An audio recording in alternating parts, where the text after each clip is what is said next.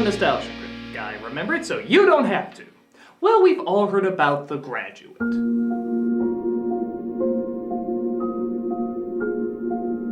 The comedy staple of the 1960s that launched Dustin Hoffman's career and practically coined the term cougar. And arguably, plastics. A whole generation of hippies and hipsters loved its artistic style and rebellious nature. But many seem to be split on the relevance of the ending. Some saying it's a happy end to a happy adventure, others saying it's a sad conclusion to a series of life mistakes. Now, I may be just a humble critic, but I too have my own opinion on what I think this ending means. Would you like to hear it, boys and girls? No! Well, too bad, you clicked on the damn thing!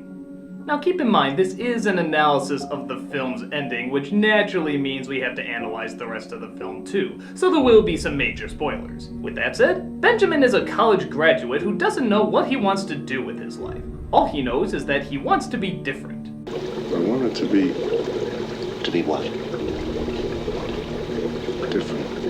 Things certainly do take a different turn when his parents' friend, Mrs. Robinson, proposes that the two of them have an affair. At first, he's terrified, but under the demeaning control of his eccentric parents, he finds breaking the rules of authority suddenly sounds very promising. So he visits her off and on throughout the summer, never letting anyone, especially her husband, ever find out.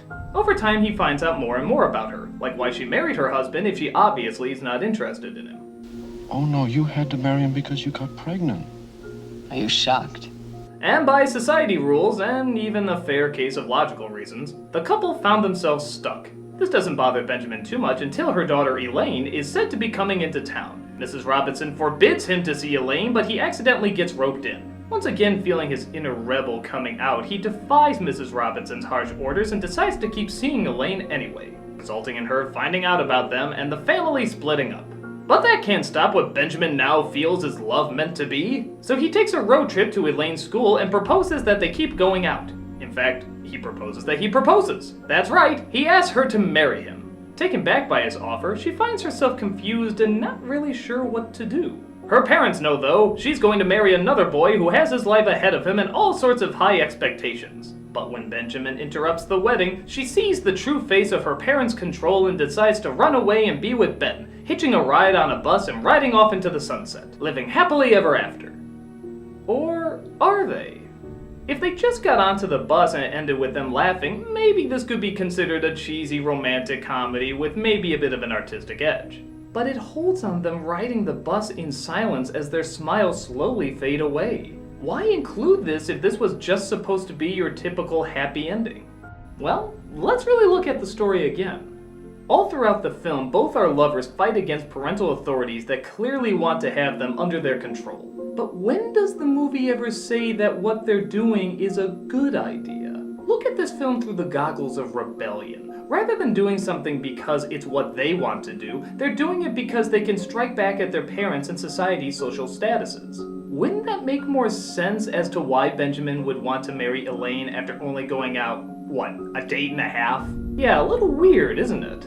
Wouldn't that make just as much sense as she didn't have much interest in Ben after she found out about the affair, but then seeing her parents trying to control her a result in her inner rebel coming out as well? The two get so wrapped up in fighting what they don't want that they rush towards something that they slowly realize maybe they didn't want either. A date and a half, and then they're ready to get married, huh? Maybe in this ending scene it all suddenly hits them what they've done and what they've committed to, and when there's no more authorities to fight against, they suddenly start to question whether or not this was the right choice. The very famous song Sound of Silence is played a couple of times in this movie. You ever wonder why? It's played once in the opening when he returns from college, another while having the affair, and then at the very end when he crashes the wedding, literally.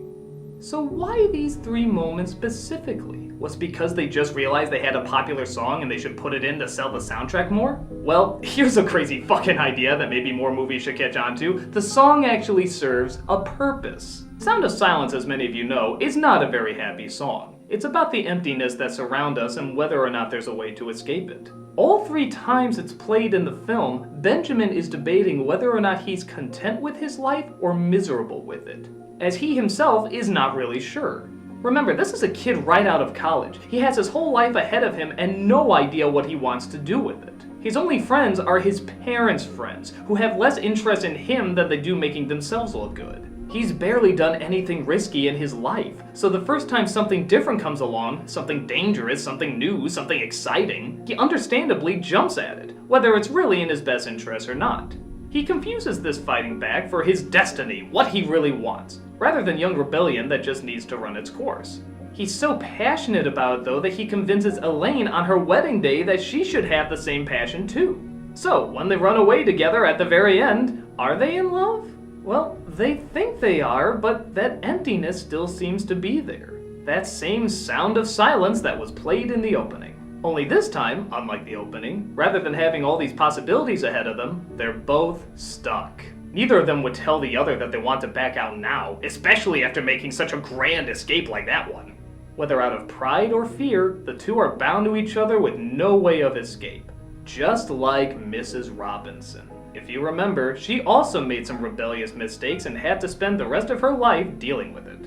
And ironically, the more she tries to push Ben and Elaine away from making the same mistakes, the more she forces them to do the exact same thing. Does that make the parents right in this film? Not really. Both are still overprotective and over-controlling. But that doesn't make our young lovers right either. Both fight for their independence so much that they never really question what they wanted to do with their independence. Both rushed in not really sure of what they wanted. But rather than figuring it out slowly and patiently, they grabbed the bull by the horns, never asking themselves why they were grabbing those horns to begin with. So there is no real good guy or bad guy in this story. It's a cautionary tale of what happens when the natural act of young rebellion is not allowed to be explored. Much like Romeo and Juliet, when it's delayed, too controlled, or built up to a point beyond logical reasoning. In all likelihood, Benjamin and Elaine are probably doomed to repeat the exact same mistakes that Mrs. Robinson and her husband did, demonstrating how too much control and responsibility can result in a longing for too much freedom and too little responsibility. Many still look at this film as a charming love story, the same way Disney characters can only go on a few dates and suddenly get married. And if that's what you see, who am I to stop you? But for those who think it isn't anything more and that the film should be criticized for being nothing but that, I ask that you look at your own rebellious youth and the choices you made. Question how similar that desire to fight back was to Benjamin's, and how if you were restrained even more, how would you naturally want to fight back? Maybe you'll see that bus ride a little differently. Maybe you'll see the symbols like the sign saying "do they match" a little differently. Or the empty drifting and drowning of the water constantly surrounding him a little differently.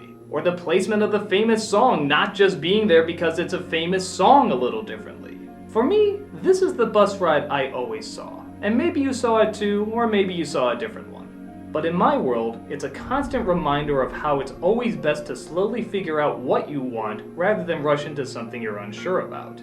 Because fighting too quickly for your freedom can result in making your prison bars even stronger. And if you're still not convinced that what he did was the right choice, take a look how he turns out a few years later. Loves a bitch. I'm a nostalgia critic guy, remember? So you don't have to.